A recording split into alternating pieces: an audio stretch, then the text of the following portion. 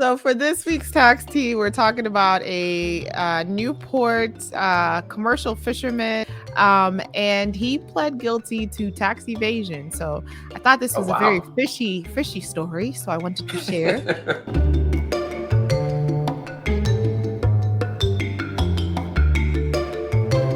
So basically, the story here, just to recap. So the gentleman will be getting 5 years in prison for this. And essentially, he worked. The story here is so for 8 years, between 2012 and 2020, our friend did not file a tax return. So he was doing work for 8 years, made about 500,000. And this is just for context, because I know a lot of people talk about how we come on here sometimes and we talk about millions of dollars. So I'm just gonna do real quick, Terrell. What is that? 500,000. I'm using my little accounting calculator here. Bear with For how me. many years? $500,000 over 8 years. So he was making Oh wow. $63,000 a year. Okay. Wow. If I was to average it out, I'm sure maybe this business, I mean, what fisherman season? I mean, like there's probably some seasonality to being a fisherman. I don't know. A lot So of maybe, seasonality. yeah. So yeah. Okay, Terrell, come on now. Okay. I'm not familiar with the ways, but so I mean, $500,000 over 8 years, that's about 63 grand a year. Not too bad. I'm sure he has another business, but maybe I think he was doing this business on the side. And as the IRS website described it, he was dealing heavily in cash. Like they just made it sound like he was doing like a drug transaction. I'm like, was he selling drugs with his fish, or what was happening? So it says he was dealing heavily in cash, which probably meant that when he was contracted for work during the fishing season, he probably was like, just pay me in cash or whatever. So it's probably money he was getting under the table for this work. And so for 8 years, he did not file a tax return. Um, and the funny part also is he also had a stolen identity somewhere in that process where he was working under someone's name. So he impersonated somebody else. I don't know if like in this moment, maybe he thought like, all right, like, they might be on to me. So maybe when they asked him for information or like a social security, he gave them someone else's name. And so provided false information, false identity, was working under someone else's name. So, basically, yeah. I mean, he just did some fishy stuff, finally caught up with him. So now the penalty that the IRS is charging him with is $170,000. It's not really a penalty. I mean, it's a combination of what he owed plus I Mhm. guess the delays and the back pay and all that stuff. So $170,000 is what this gentleman owes.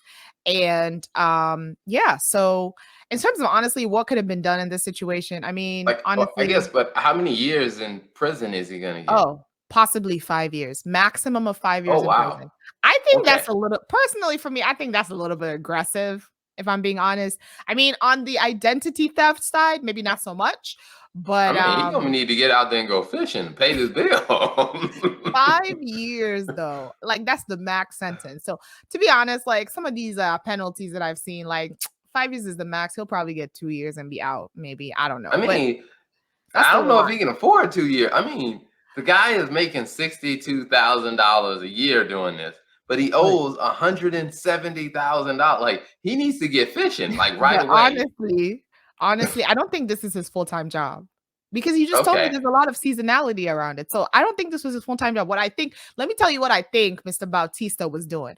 I think Mr. Bautista was working a full-time job Hmm. and, paying his taxes there because it doesn't mention anything else about his other job or him having another job Hmm. because there's just no way $62,000, that's not a lot of I money. mean, But you can live on 62,000. I mean, in some of these, I guess maybe fishing some town, fishing communities. yeah. I mean, they aren't usually fishing communities aren't in the major cities. I don't know what the cost of living is in the Newport area.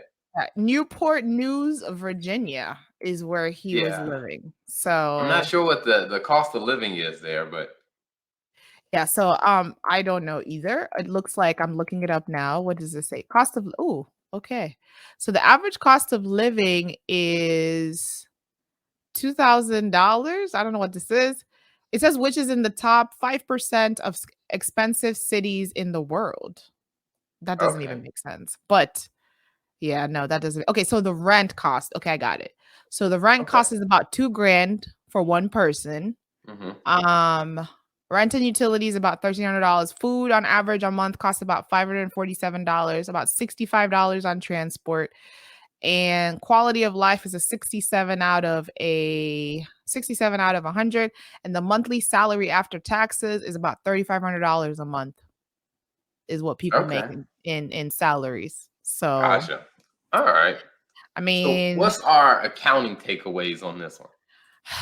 listen, I don't know how he got caught, but I would say my accounting takeaway on this one is he should just pay the taxes, because now you have $63,000 that you basically evaded, or you were trying to evade paying taxes on. And now with the penalties and everything, I bet you the money that he actually made wasn't really worth it at this point, because now you have to work to pay $170,000, and you're not really going to enjoy fishing anymore. Now, well, I don't know if you enjoyed it, but now it's just going to be you working to pay off $170,000. So maybe this is not an accounting take, but I really feel like it wasn't worth it, especially for $63,000 a year. Yeah, I mean, I think overall, I would say it's just, reporting your income. It's just, because some people believe that, filing a tax return is optional. Oh Um, yeah. that is not the perspective that the IRS has. Now you may be delayed, or it may take you a couple years, but I do think it starts to impact other areas of your life. Like, Mhm. let's say, for example, you're trying to buy a house, or Yeah. let's say if you're trying to start a business and get a business loan. A lot of times they want to see, well, what do your last 2 or 3 years of taxes look like? And if you haven't filed them, then just like you could set yourself up for some more pain than necessary. Not to mention, owing back taxes and stuff like that, to where I'm like, just, you know, include all your income and file your taxes.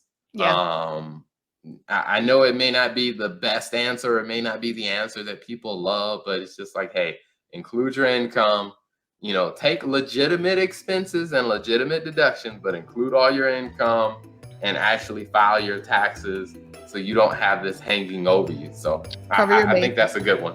Yeah, cover your bases. Don't let the IRS come after you, please. It's not a fun experience. But that concludes our tax tea for this week. And Awesome. yeah. Well, thank you everyone for tuning in. Until next time.